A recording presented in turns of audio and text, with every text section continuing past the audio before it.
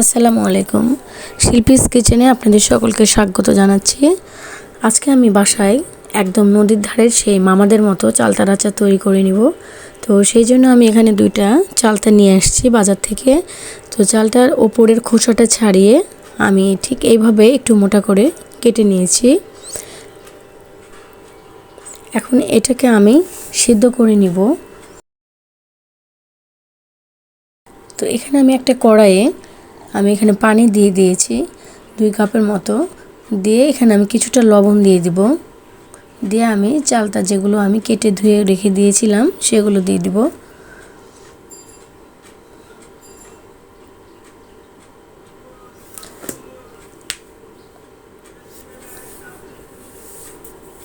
কিছুটা একটু ভাপিয়ে আসলে এই পর্যায়ে আমি 1 চামচের মতো হলুদের গুঁড়া দিয়ে দিব। দিয়ে আবারও কিছুক্ষণ সিদ্ধ করে নিব।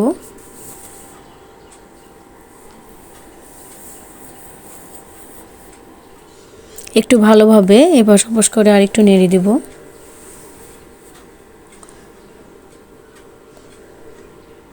চালতার আচারটা খেতে কিন্তু খুবই মজা লাগে, বিশেষ করে বাচ্চারা তো খুবই পছন্দ করে। তো এটা বাইরে গেলে কিন্তু বাচ্চারা আবদার করে খাওয়ার জন্য।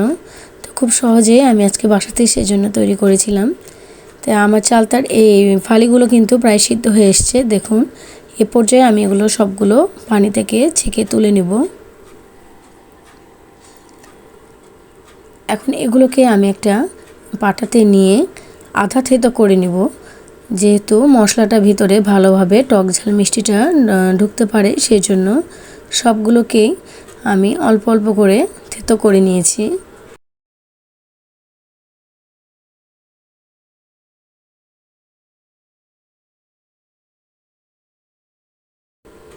সবগুলো কিন্তু আমার থেতো করা হয়ে গেছে। এখন আমি এটাকে মশলা দিয়ে একটু চুলোর মধ্যে একটু গড়িয়ে নিব। তো এখানে আমি একটা মশলা তৈরি করে নিব, সেই জন্য এখানে আমি নিয়েছি জিরা, ধনিয়া, মোহরি, 5 ফোড়ন মশলা, সরিষা, শুকনো মরিচ, মেথি, এই সবগুলো মশলাকে আমি একটু রোস্ট করে নিব। এতগুলো মশলা কিন্তু আমার লাগবে না, আমি একবারে তৈরি করে রেখে দিব, সেই জন্য আমি একটু বেশি করেই নিয়েছি। আর এখানে আমি একটা কড়াইয়ে সরিষার তেল দিয়ে দিয়েছি। আর এখানে আমি 5 ফোড়ন মশলা দিয়েছি। দিয়ে যে থেতো করা চালতাগুলো ছিল সেগুলো আমি কড়াইতে দিয়ে দিলাম। দিয়ে একটু ভালো করে আমি নেড়ে নিব।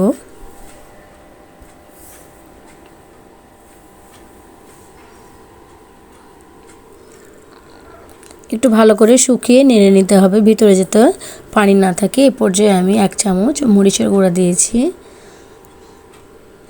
যেহেতু আচারটা টক ঝাল মিষ্টি হবে, সেই জন্য আমি একটু ঝালও দিয়েছি। আর এখানে আমি চিনির পরিবর্তে 1 কাপ গুড় ব্যবহার করেছি। খুব বেশি গুড় দিইনি, তাহলে মিষ্টিটা বেশি হয়ে যাবে, খেতে খুব ভালো লাগবে না। 1 কাপ গুড় দিয়েছি। এখানে কিছুটা লবণ দিয়ে খুব সুন্দর করে আমি একটু আবার নেড়ে দিলাম। আর এখানে আমি একটু ফুড কালার ব্যবহার করেছি, যেহেতু একদম সেই মামাদের মতো কালারটা যেন আসে, সেই জন্য আমি ফুড কালারটা দিয়েছি। আপনাদের হাতের কাছে না থাকলে আপনারা এটা স্কিপ করতে পারেন।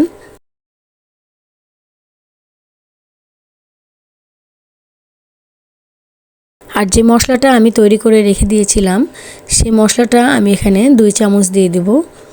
দিয়ে সবগুলো আবার একটু ভালো করে নাড়িয়ে নিব।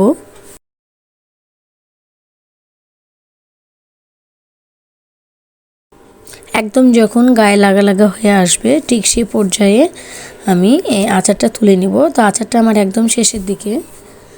এখন আমি এগুলো একটা প্লেটে সার্ভ করে নিব।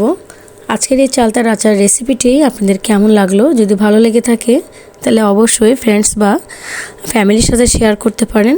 আর আমার চ্যানেলটি সাবস্ক্রাইব বা ফলো করে আমার পাশে থাকতে পারেন। আজকের মতো এখানেই বিদায় নিচ্ছি। আল্লাহ হাফেজ।